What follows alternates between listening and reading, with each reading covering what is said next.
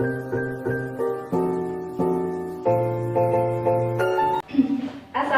warahmatullahi wabarakatuh. Waalaikumsalam warahmatullahi wabarakatuh. Selamat pagi anak-anak. Selamat pagi Bu.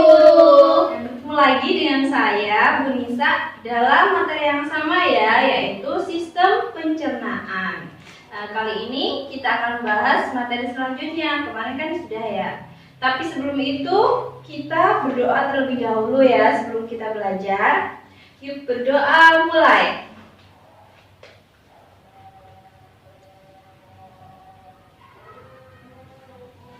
Selesai. Apa kabar kalian? Alhamdulillah sehat Bu. Ibu bagaimana? Alhamdulillah juga baik. Kemarin sudah belajar? Sudah membaca-baca? Belum Bu. Belum, ya udah. Sekarang Ibu kasih waktu 1 menit ya untuk membaca sekilas saja tentang materi sistem pencernaan. Sembari membaca, saya mau absen ya. Mbak Sinta hadir. Oke, Mbak Fitria hadir. Oke, Mbak Mukhofifah hadir. Oke. Nihil ya berarti ya. Nihil. Sudah membacanya? Sudah Bu. Nah. Di SD atau MI ya, kalian sudah pernah kan mempelajari sedikit tentang sistem pencernaan seperti ini? Pernah kan? Pernah Bu. Nah, jadi sistem pencernaan itu ada 4 tahap ya. Ini tahap sistem pencernaan.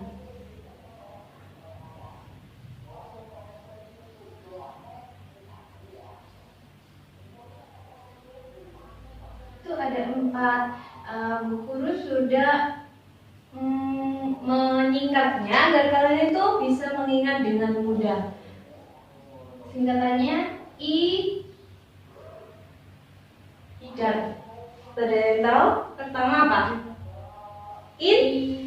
Ingesti.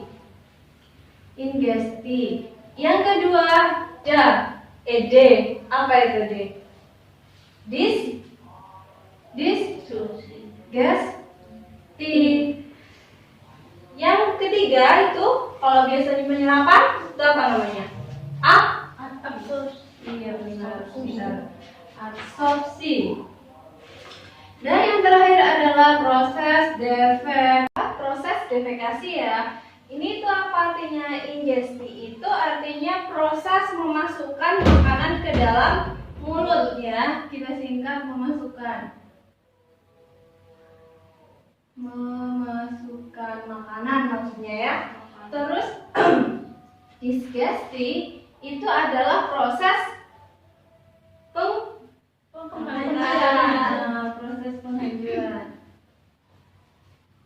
penghancuran makanan, penghancuran zat makanan. Dan yang ketiga, absorpsi apa tadi?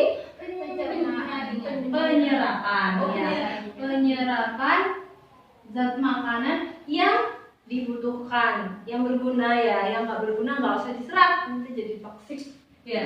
Lalu ada proses defekasi. Apa ini yang terakhir? Pengeluaran. Ini kalau ekskresi kan yang ada dalam tubuh. Yang ini defekasi itu proses pengeluaran zat makanan yang tidak berguna. Itu dikeluarkan. Udah ya tahap pencernaan. Hapusnya mana ya? Ya, tahap pencernaan udah dicatat? Catat. Tapi di buku kalian itu udah ada kok. Nanti tinggal baca-baca lagi ya, nggak boleh malas untuk membaca. Ya Bu. Tahap pencernaan, lalu ada jenis-jenis pencernaan.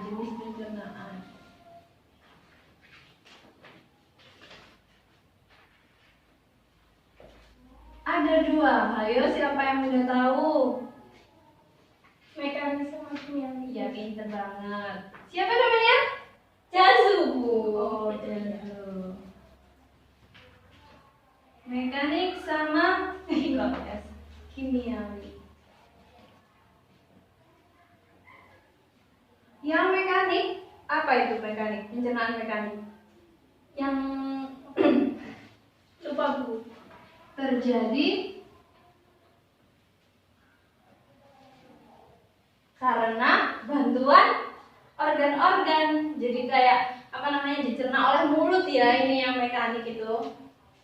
Terjadi pencernaan dalam mulut. Dihaluskan dari zat molekul yang besar menjadi lebih kecil. Kalau yang kimiawi itu dengan bantuan enzim secara kimia ya, dengan bantuan enzim. Itu nanti di buku udah ada banyak enzim-enzimnya, nanti dihafalkan benar nanti keluar pas waktu TS ya. Ya ujian. Jenis pencernaan udah, sekarang kita akan membahas tentang organ-organ pencernaan. Di sini ada mulut, lalu ke kerongkongan, lalu masuk ke lambung, terus usus. Mana usus halus itu? Ini apa ini? Yang kecil. Yang kecil yang ini ya.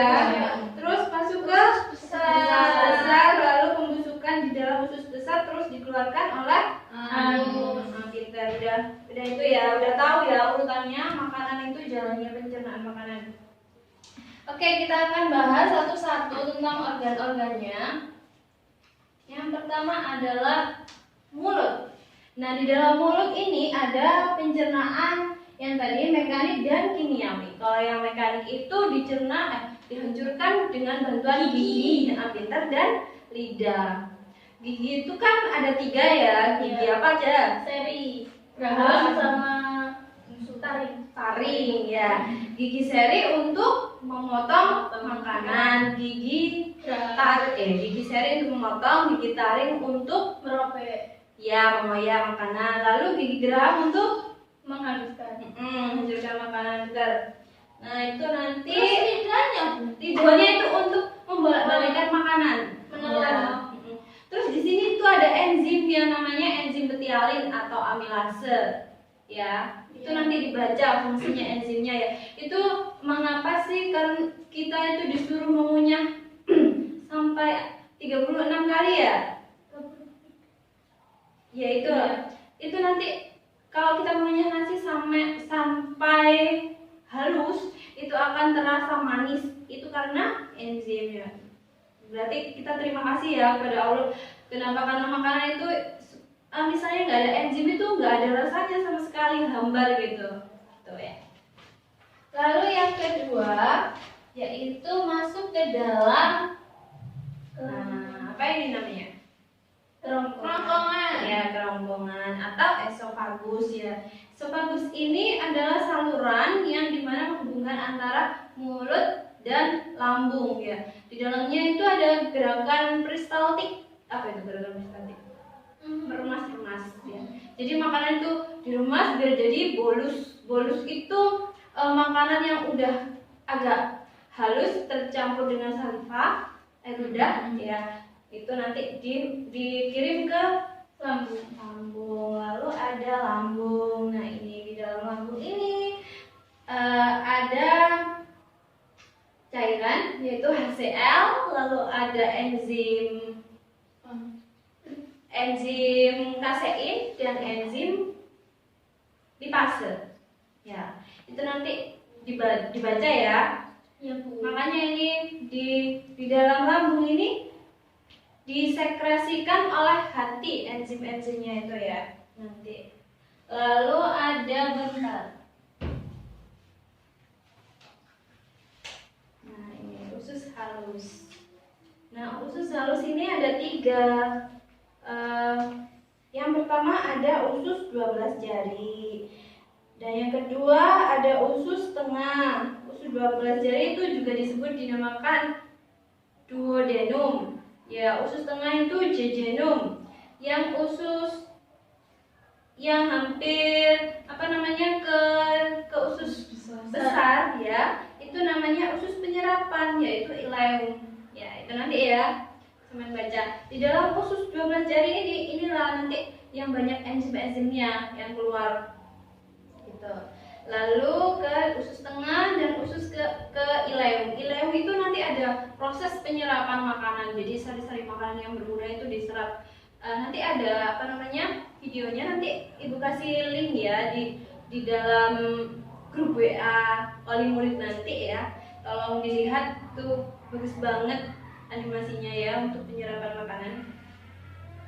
Lalu ada yang terakhir, usus apa ini? Besar. Usus besar.